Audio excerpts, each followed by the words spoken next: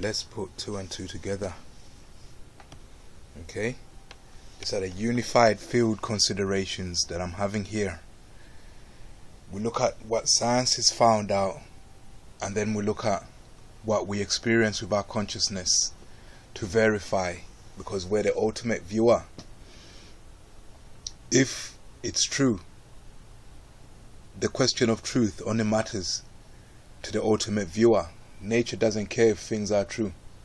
An inanimate object, a rock, doesn't care if things are true or not.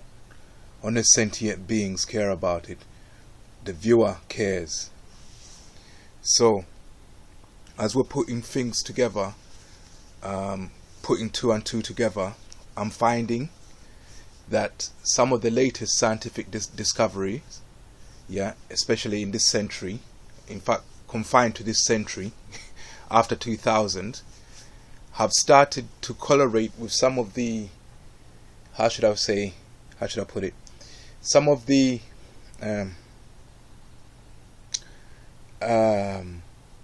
conspiracy theories we're coming up with, and the scientific data correlates with some of the theories we have. Now, as a conspiracy theorist, I do take these things with a pinch of salt, but when you start to see things correlate with science from a statistical point of view, you at least raise an eyebrow. If you don't want to pay attention to it, that's alright, but at least raise an eyebrow. So, what I'm referring to is that most of the things that are associated with conspiracy theories, we're the people who report seeing two suns in the sky, report missing time, and things like that. So I would think most of conspiracy theories, or soon to be conspiracy theorists, would use such terms which will actually be similar, because we all think the same way as human beings. So if somebody wants to look up missing time, they'll Google that. If somebody wants to look up two suns in the skies, they'll Google that. So if I use keyword analysis, I'm not an SEO or anything, so this is just me mucking about. And we look at, for example, hearing voices. If we look at the trend, somebody going into Google and just typing in hearing voices, and if you look at that over time, I don't need to compare it. If you look at it over time, you see that there was quite a lot of activity around this time, which is 2004 to 2006. Then there was another peak in 2009. Then this appears to be a differential as well. So just remember these patterns, and then we go to the history of people who have been looking up the term missing time. What's the elephant in the room? So people didn't start to get agitated about missing time until around, there was a big peak there, March 2014, and then there was another kind of reverberation, peak in April 2015. Remember those things. Now people reporting two suns. You know, when you look at conspiracy theorist videos and they talk about seeing two suns in the skies and things like that, they started to get flustered around April 2009, and then they really got flustered. Let me try and catch this one. February. This must be March. I don't know if I could catch that one. April. Hang on a minute. But between February and April, that's March 2011. Oh, nearly caught it. March 2011, right? You reached 100 searches. Remember that date. Then there was another peak, October 2015. Now, if we look at the latest thing in science over the last 10 years, gravitational waves being discovered. Yeah, I want you to look at this. It's funny. Prior to the LIGO observations, we didn't really have the capacity to directly measure gravitational waves. The first announcement of a discovery of a gravitational wave, I'm using Wikipedia because obviously I'm not going to refer to technical journals. I'm sure this knowledge can't just be treated by social media just like that, just like it's nothing. It's very important stuff. But Wikipedia is for everyone, so they would have done their math. So the first observation that was of gravitational waves was made from a signal that was detected on April 14th, 2015. Okay? Now, gravitational waves will normally be responsible for causing lenses, in nature. Like when we observe, I don't know much about lensing, but there's stars that appear to be in two places at the same time because of the lensing effect in the galaxies. This is normally, I would think, I haven't read it properly, but I'll put it down to gravitational waves causing that. That's why I brought up the two suns thing. Yeah. So for us on Earth, individuals will start looking at the term two suns. So we say March. This one I can't hit. March 2011. Yeah, we didn't have the capacity to measure gravitational waves by then. Yeah, and then another peak happened October 2015. October 2015, and the first discovery was in September 2015. Yeah, so we discovered this gravitational wave, and then it done something to our consciousness that caused us to start experiencing two suns in the sky, or maybe it did cause that. Yeah. All right. So there's a correlation between the discovery of the gravitational field and what people were, essentially reporting. Your search terms can be used in this way too to help us. So they were reporting that they've experienced seeing a lensed sun, the sun being actually lensed in a natural way, like really. So I would be more inclined to believe that gravitational waves exist, having looked at that coloration. So let's go on. There's some in 2017. Yeah, there was one that occurred, a detection which occurred in 2017, August 2017. Let's go back to our two suns. Let's see if there's another peak that happened in 2017. Wait a minute. November 2017 was a bit of a peak one. Yeah, so the lensing effect, maybe that's what caused us to see two suns, because there was a gravitational wave that had reached us. That's an explanation, and if I give that as an explanation and I can back it up scientifically like this, you can't call me a madman. Let's move on swiftly.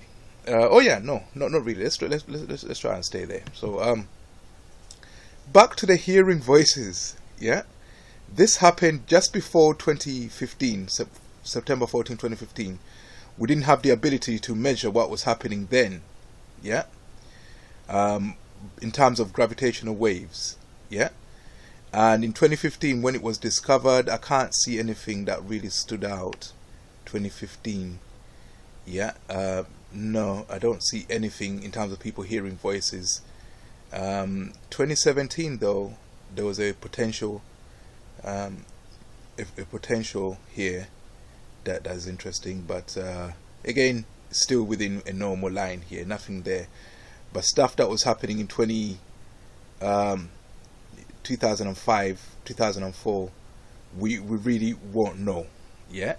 Then I moved on to fast radio bursts. Yeah. Now, fast radio bursts are another signal, an alien signal, that's attributed to many things. Stars colliding. I won't go into it. It's all there if you want to read that. Milky Way it's a small magnetic clouds colliding or whatever. So they've got one famous one which was measured in 2002. Yeah. It was in 2002 they found it. I thought it was 2012. No, hold on. No, 2012. Yeah.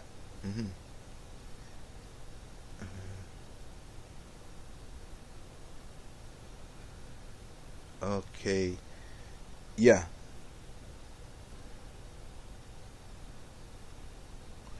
That's the first one that we had. But so 2004, they don't really go back that far.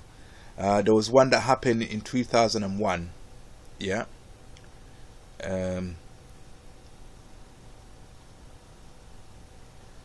Okay. They Jansky dispersion burst happened in 2001. They found that out. They found that out in 2007. Yeah. So that happened in 2001. So we're coming up. Oh dear.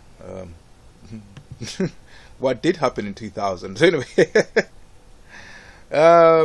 in 2010 there was 16 similar pulses that were there. Blah blah blah blah blah blah blah blah.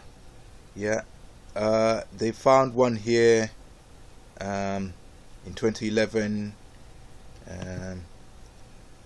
There's nothing much happening in 2011 on this scale. So this one, FRB 121102. Yeah. In 2012, that the son of a bitch was discovered. Yeah. Right. And in November 2015. Yeah. Blah blah blah. They found pulses that are happening in May of that year. Now remember, 2015 is when we really started to get the ability to measure those things. Yeah, that we didn't get that ability until 2015. Yeah, September 14, 2015.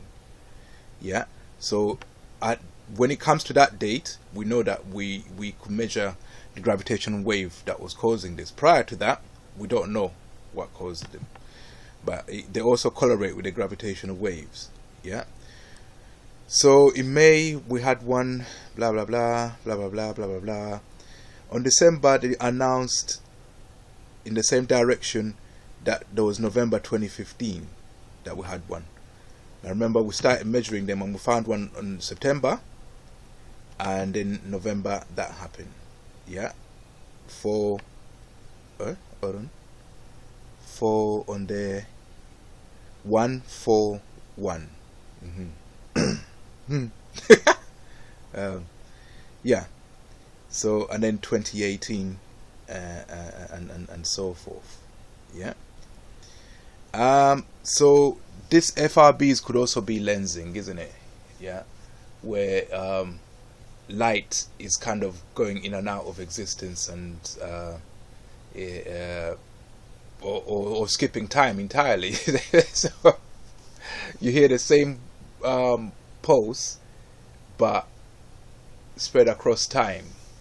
So it's just one pulse, but because there's a lensing effect, it comes back and hits you like multiple times. So that's my crackpot theory. So they've been finding those in 2017 as well. They found those, but these also correlate somewhat with gravitational waves being released. So that could be some kind of lensing effect as well in light that you're looking at as bursts. I hope they've eliminated that possibility. But basically, that's what I wanted to add. So people using this search term, we don't know what caused them to do that at that time. And in 2009 we still had fast radio bursts. Yeah, we had one as early as 2012. Yeah, They're talking about really early data. Let's just see. 2001 they started noticing those, so there might have been another gravitational wave prior to that. Yeah, we don't know what happened in 2000. But anyway, that's what I wanted to add. I wanted to say that if we put 2 and 2 together, yeah, we can see that most of the phenomena we see consciously, yeah, can be explained by what we're discovering scientifically, yeah, if you look at it in a certain way. All right, let me end there. Got stuff to do.